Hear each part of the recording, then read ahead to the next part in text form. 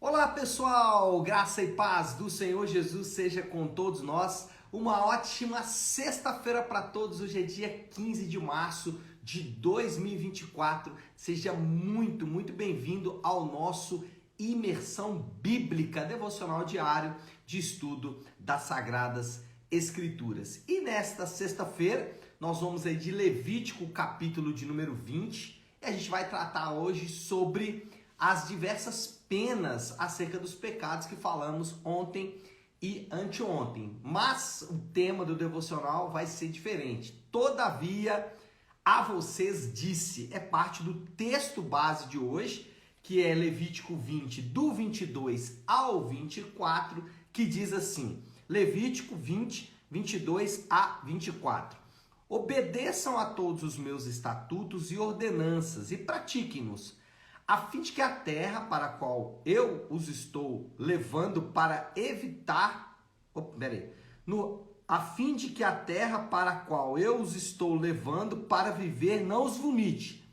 Não sigam os costumes dos povos que vou expulsar de diante de vocês, por eles terem feito estas coisas, eu os detestei. Todavia a vocês disse, possuirão a terra deles, eu a darei a vocês como herança, terra onde fluem leite e mel. Eu sou o Senhor, o Deus de vocês, que os separou dentre os povos. Bom, o contexto geral aqui, o panorama geral desse capítulo, são, como eu disse, as penas que deveriam ser aplicadas aos pecados que mencionamos nos capítulos anteriores, ontem e anteontem. E pela gravidade da punição, nós podemos também perceber a gravidade dos pecados. Mas antes de entrar aqui no texto propriamente dito, eu quero fazer 3 introduções básicas aqui, só para a gente poder compreender bem o capítulo. Primeiro, Deus promete preservar o seu povo para cumprir os seus desígnios. Então a gente tem que ter sempre isso em mente. As leis, as ordens, as promessas, as profecias de Deus são para preservar o seu povo, na antiga aliança, preservar o seu povo para a chegada do Messias, e na nova aliança, a preservação do seu povo para a proclamação da aliança. Ou seja, nós somos agora capacitados pelo Espírito Santo para divulgar a aliança por toda a terra. Então Deus nos dá as ordens também para a nossa preservação. E aqui não é diferente. A nação de Israel recebeu leis, basicamente que você vai ver que é pena de morte para todos os crimes, e isso aí estava por trás da preservação da nação de Israel. Segundo ponto introdutório aqui, é que a santidade de Deus ela é expressa em seus mandamentos. A gente tem que sempre se lembrar isso. Quando a gente vê Deus tratando o pecado de maneira tão grave, tão direta, tão severa, nós devemos olhar isso não como assombro, mas como adoração. A gente não deve olhar isso aqui e falar, nossa, isso é um absurdo, pena de morte aqui, para qualquer coisinha e tal. Não, isso é um absurdo, não precisa fazer isso. A gente deve olhar com adoração. Deus, ele não admite o pecado. Ele é um Deus santo. Terceiro ponto aqui, a passagem, ponto introdutório, né? A passagem é basicamente uma reconstrução dos capítulos 18 e 19, com a diferença de que nesse caso trata das punições. Como eu disse, basicamente aqui o que a gente vai fazer é reconstruir os capítulos anteriores, só que agora apresentando as punições dos pecados. Por isso que às vezes a leitura aqui fica um pouco difícil, porque basicamente ele vai repetir expressões que ele disse anteriormente. Bom, falando do texto propriamente dito agora, o texto começa com as penas para os adoradores de Moloque e os seus sacrifícios de crianças, né? A gravidade disso aqui fica claro no texto, do versículo 2 até o versículo 5 vai tratar disso. A seguir, ele vai tratar das punições aos médiuns e também aos que desonram os pais, do versículo 6 até o versículo de número 9, vai falar sobre esses dois assuntos, tanto da questão da mediunidade, feitiçarias e consulta a mortes e tudo mais, vai estar aqui nesse texto também. A seguir, nós temos as ordenanças acerca das relações sexuais ilícitas, e aí é o bloco maior, que é do versículo 10 até o versículo 21. Finalmente, a passagem destaca que foram esses pecados que produziram a condenação dos cananeus e os israelitas deveriam evitá-los para não sofrer o mesmo. Então, a conclusão do texto aqui, a partir do 22 até o 27, é basicamente Deus dizendo, olha, foram esses pecados que me levaram a punir os cananeus. Os cananeus estão sendo expulsos porque a gente tem que lembrar que Israel não estava só recebendo uma terra de Deus. Israel estava sendo o braço de Deus para o juízo dos cananeus. Os cananeus, eles afrontaram a Deus, desonraram a Deus e cometeram todo tipo de pecado, pecados esses que estão aqui descritos, né? Esses pecados aqui não são por acaso, são exatamente os pecados que os cananeus cometiam. Então Deus fala o seguinte, olha, os cananeus foram punidos, vão ser julgados, vão ser arrancados da terra e vocês vão ser colocados lá. Então não façam o mesmo para que eu também não os tire de lá. E foi exatamente o que aconteceu, inclusive, alguns anos depois, quando do exílio babilônico, né? Os israelitas começaram a fazer exatamente o que os cananeus faziam e Deus também os puniu, julgou o seu povo. É interessante que, inclusive, há sacrifício de Moloque. Lá no futuro vai haver o sacrifício de Moloque, basicamente aí a tampa do caixão para essa punição de Deus. Bom, algumas aplicações. Irmãos, o texto base oferece, o texto que eu li como base, oferece os motivos pelos quais Deus ordenou leis tão severas. Quais são os motivos pelos quais Deus ordenou leis tão severas? Obedeçam a todos os meus mandamentos, ordenanças e pratiquem-nos, a fim de que a terra para a qual eu os estou levando para viver não os vomite. Não sigam os costumes dos povos que vou expulsar diante de vocês. Por eles terem feito essas coisas, eu os detestei. Então veja bem, Deus está fazendo aqui um contraste claro entre as práticas dos cananeus e o que o povo de Israel deveria praticar. Já disse agora há pouco, eram exatamente esses pecados que fizeram Deus detestar os cananeus. E nós faremos bem aqui, para aplicar esse texto, olhar que pecados esses cananeus cometeram, quais pecados Israel não deveria cometer e será que nós também não cometemos esses pecados?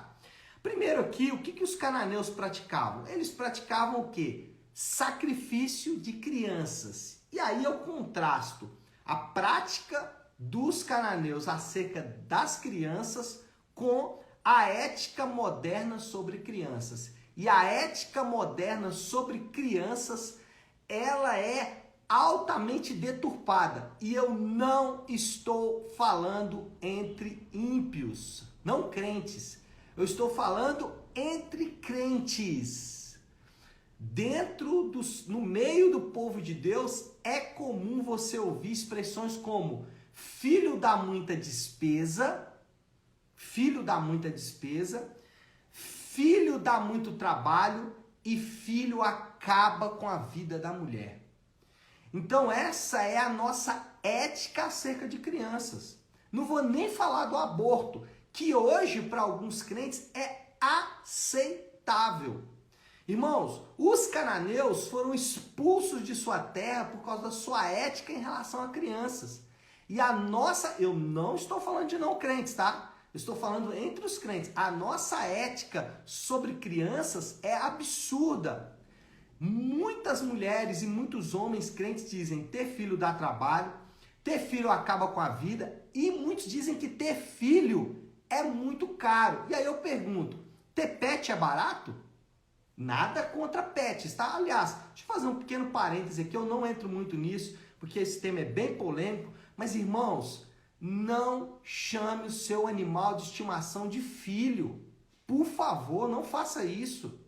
Não faça isso. Filho é filho, pet é pet, animal de estimação é animal de estimação. Não chame o seu animal de estimação de filho, por favor. Ética acerca das crianças deturpada. Aí muita gente fala, ter filho é caro, mas aí tem lá um animalzinho de estimação e gasta uma montanha de dinheiro com animalzinho de estimação. Irmãos, nós precisamos melhorar a nossa ética acerca das crianças. Segunda prática dos cananeus, os cananeus praticavam todo tipo de feitiçaria, misticismo e consulta aos espíritos. E aí, contrastando com a nossa realidade, atualmente as pessoas estão espiritualizadas. O que é espiritualizadas? Desenvolve a vida espiritual, a parte de Deus e a parte da sua palavra. As pessoas têm uma vida espiritual, mas essa vida espiritual, ela não é a partir de Deus, não emana das escrituras, não emana do próprio Deus. E aí o que você vê? Volto a dizer, não é no meio dos não crentes, é entre os crentes. No meio dos não crentes não há dúvida nenhuma de que isso aqui é uma realidade, mas eu falo entre os crentes. Sincretismo religioso. O que é o sincretismo religioso? Era o que Israel fazia aqui. Adora a Deus e adora outros deuses. Consulta o Senhor, mas consulta os mortos. O que é o sincretismo religioso? É a mistura da fé com outras religiões ou até mesmo formas de salvação. Porque hoje, qual é o segredo aí dos cananeus? É não dizer que o que eles estão fazendo ali é religião. Então, um espírita, por exemplo, vai dizer, não, nós não temos religião, é ciência. Irmãos, é religião sim. E dentro da igreja tem a religião terapêutica, onde tudo é uma questão de ressincronizar o homem, é tudo uma questão emocional, é a teologia terapêutica. Então, se eu ajustar as minhas emoções, tudo se ajusta. Sincretismo religioso, espiritualidade, a parte de Deus e a parte da sua palavra. O que mais? Pragmatismo religioso. Deu certo, dá certo, então eu faço. Eu não me importo muito com a Bíblia. Eu até pego ali alguns textos assim bem soltos. Eu pego alguns textos que não tem nada a ver e aplico a minha situação. E aí, então, eu trago aprovação para aquilo que eu estou fazendo. Pragmatismo religioso. Deu certo, deve ser certo. Não é porque deu certo que é certo. E isso é o quê? Vida espiritualizada. É vida espiritual à parte de Deus. E por fim, abandono das disciplinas espirituais bíblicas. A oração, o jejum e a meditação e a aplicação da palavra de Deus. É assim que Deus nos disse para edificar a nossa vida espiritual. Ele não disse para fazer outras coisas aí, que aí a gente vai entrar num emaranhado de coisas que as pessoas acabam fazendo para edificar a sua vida espiritual. A nutrição espiritual, o amadurecimento espiritual dos crentes está ligado à oração, ao jejum, à leitura da palavra e, claro, à comunhão da igreja local. E o terceiro, então, os cananeus tinham uma ética sobre as crianças bem questionável. Eles praticavam todo tipo de feitiçaria, misticismo e consulta aos mortos. Os cananeus desonravam seus pais. E aí, quando a gente olha para a nossa realidade, as relações atuais entre pais e filhos estão claramente em crise. E por que elas estão em crise? Pais omissos, crianças sem disciplina, sem correção, sem limites. Uma pessoa perguntou para um pastor, se você pudesse corrigir aí, o pastor que teve um filho com alguns problemas, ele perguntou assim, se você pudesse corrigir alguma coisa na sua conduta com seu filho, o que você faria? O pai disse, eu fecharia a porta da minha casa e abriria a minha Bíblia. É isso que a gente precisa fazer, fechar a porta da nossa casa e abrir a Bíblia. Pais omissos, filhos sem correção, geram filhos arrogantes, meninos aí de 16, 17, 18 anos que acham que sabem mais do que os pais. E às vezes sabem mesmo, sabe por quê? Porque os pais são lenientes, são pais imaturos. Então, não há muita dúvida de que existe uma crise na relação entre pais e filhos. E por último, os cananeus praticavam diversas relações sexuais ilícitas. E aí, quando a gente vai para a nossa realidade, as pessoas hoje têm uma verdadeira repugnância acerca dos mandamentos de Deus sobre sexualidade.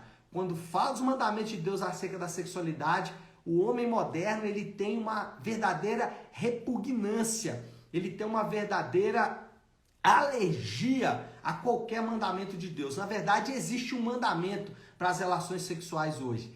Se está te fazendo feliz, se você está sentindo amado e derrama amor, se tem amor na sua relação, se está te fazendo feliz, se está te dando prazer, Deus aprova. Ou seja, eu crio as minhas próprias leis. Eu não quero as leis de Deus. As leis de Deus não fazem sentido. Elas são para outra época. Agora nós somos modernos, atuais, e eu quero as minhas próprias leis. Cananeus também faziam isso. Bom, nem tudo está perdido, né, pessoal? Nem tudo está perdido. Graças a Deus que nem tudo está perdido. Versículo 20, Deus vai dar aqui, versículo 20? Isso. Capítulo 20, versículo 22, Deus vai dar a saída para os israelitas se livrarem da corrupção dos cananeus. Primeiro, obedeçam a todos os meus decretos e leis e pratiquem, para que a terra para onde eu estou levando para nela habitar não os vomite. Primeira coisa, como resolver isso aqui? Tudo que eu falei agora há pouco. Obedeça aos mandamentos de Deus e pratique as leis de Deus acerca de todos esses mandamentos e de outros mais. Segundo, versículo 23. Não sigam os costumes dos povos que vou expulsar de diante de vocês. Por terem feito todas essas coisas, causam-me repugnância. Na versão mais moderna aqui da NVI tá, eu os detestei. Então, primeiro, obedeça a Deus. Segundo, não siga os cananeus. Os cananeus não sabem de nada. Os cananeus são mentirosos, os cananeus são corruptos, os cananeus foram condenados por Deus, Deus os detestou. Então, obedeça a Deus, não siga os cananeus, e aí nós temos uma promessa de Deus e uma afirmação de Deus. Promessa de Deus, versículo 24. Mas a vocês, todavia a vocês, mas a vocês prometi que herdarão a terra deles. Eu a darei a vocês como herança. Terra onde há leite e mel com fartura. Eu sou o Senhor, o Deus de vocês, que os separou dentre os povos. Então aí vem uma promessa de Deus. Essa promessa já se cumpriu em parte quando Israel dominou lá a terra prometida, os cananeus, mas ela ainda tem uma promessa final quando Deus nos dará a terra como nossa habitação. Mas esse é assunto para outro momento. E por fim, uma afirmação do Deus, da aliança, Finalmente, eu sou o Senhor, o Deus de vocês, que os separou dentre os povos, uma afirmação da aliança. Bom, moral da história para a gente já ir concluindo. Yahvé fez de seu povo uma nação santa, separada de outros povos e povo de sua propriedade. Os crentes não devem viver como vivem os cananeus. Essa é a moral da história. E qual é o desafio final aqui, a aplicação final para a gente orar? Clamar, né, gente? O que fazer diante desse quadro todo pintado aí, Glória a Deus, porque no final do capítulo que ele nos dá uma promessa e também nos deixa ali a sua aliança como aquilo que nós devemos nos apegar, E a aplicação final aqui é exatamente isso. Clamar para que o Senhor nos clamar para que o Senhor nos ajude. Ele é o Deus que está em aliança conosco. E também para que ele cumpra a sua promessa. Yahvé é o Deus da aliança, é o Deus da promessa. Vamos orar, porque o tempo urge. Vamos colocar tudo isso aí diante de Deus. Se você puder, então, pare aí um instante o que está fazendo e vamos juntos buscar a Deus em oração. Pai nosso que estás nos céus, santificado seja o teu nome. Venha o teu reino, seja feita a tua vontade, assim na terra como no céu. Dá-nos hoje o nosso pão de cada dia. Perdoa as nossas dívidas, assim como perdoamos aos nossos devedores. E não nos deixes cair em tentação, mas livra-nos do mal, porque teu é o reino, o poder e a glória para sempre. Amém. Amém, pessoal? Bom, então é isso. Nós vamos ficando por aqui. Que Deus te abençoe. Uma ótima, uma excelente sexta-feira para todos. Um final de semana abençoado. Fiquem com Deus.